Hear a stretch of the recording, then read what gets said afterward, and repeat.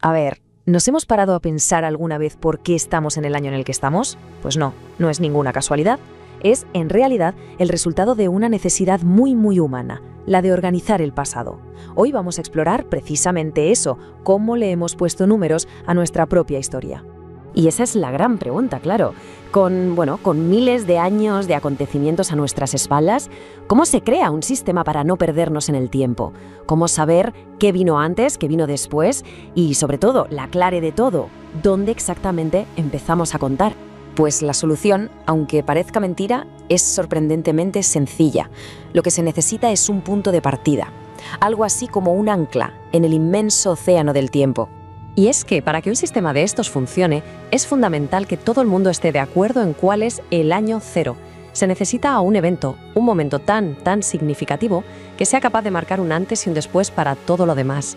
Ojo que esta búsqueda de un punto de referencia no es nada nuevo, ¿eh? A lo largo de los siglos, un montón de sociedades han desarrollado sus propios métodos para registrar lo que para ellas era importante, creando, de alguna manera, sus propios mapas del tiempo. El sistema que domina el mundo hoy en día es, sin duda, el calendario cristiano, y en él todo, absolutamente todo, gira en torno a un único suceso: el nacimiento de Cristo. Es a partir de ese instante que se despliega esa línea temporal que usamos todos los días, casi sin pensar. Pero claro, una vez que se tiene ese punto fijo, la pregunta es cómo funciona la cuenta. Porque no es tan simple como contar siempre para adelante, no.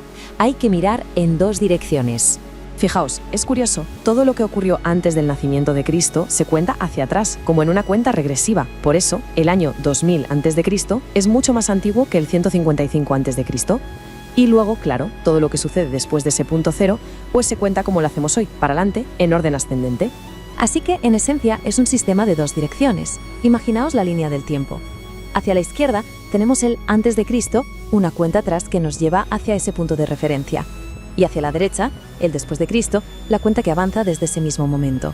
Es una idea, la verdad, bastante simple, pero increíblemente poderosa para poner orden en milenios y milenios de historia. Y aquí es donde la cosa se pone de verdad fascinante. Porque damos por sentado este sistema, es el que usamos todos los días. Pero, ¿es la única forma de medir nuestra historia? La respuesta es un no rotundo. Pero rotundo, ¿eh? No es ni de lejos la única manera que existe. Vamos a ver entonces cómo otras culturas construyeron sus propias líneas temporales. Unas líneas temporales basadas, por supuesto, en los eventos que para ellas eran los verdaderamente fundamentales. Y aquí es donde vemos una diversidad de puntos de partida que es alucinante. El calendario judío, por poner un ejemplo, no empieza con una persona, no, empieza con la creación del mundo, nada menos, y la sitúan en el año 3760 a.C. El musulmán, por su parte, arranca en el 622 después de Cristo con la Égira, ese viaje clave del profeta Mahoma. Y el maya con su famosa cuenta larga, empieza con la mismísima creación de los seres humanos, allá por el 3114 a.C. Es que cada uno de estos puntos de partida es, en el fondo, una declaración de principios. No es solo una fecha en un papel.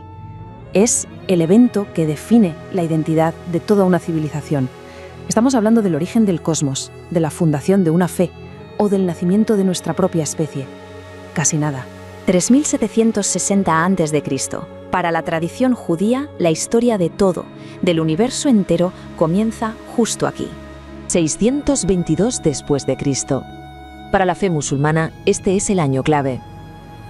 El año en que, en cierto modo, el tiempo vuelve a empezar. Y 3114, también antes de Cristo. Para los mayas, su gran y complejo ciclo temporal arranca en esta fecha tan remota. Fijaos, 3 culturas, 3 mundos, 3 comienzos radicalmente distintos. Entonces, ¿qué sacamos de todo esto? Pues nos lleva a una conclusión que es a la vez inevitable y muy profunda sobre cómo percibimos el tiempo.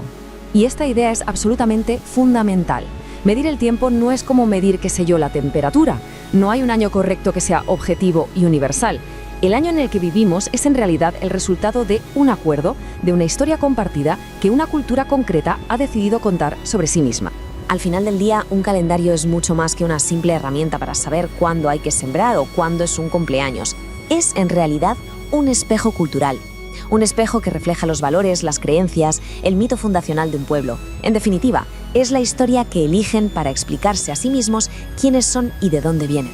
Y esto nos deja con una pregunta final que, en realidad, no busca una respuesta concreta, sino que nos invita a reflexionar.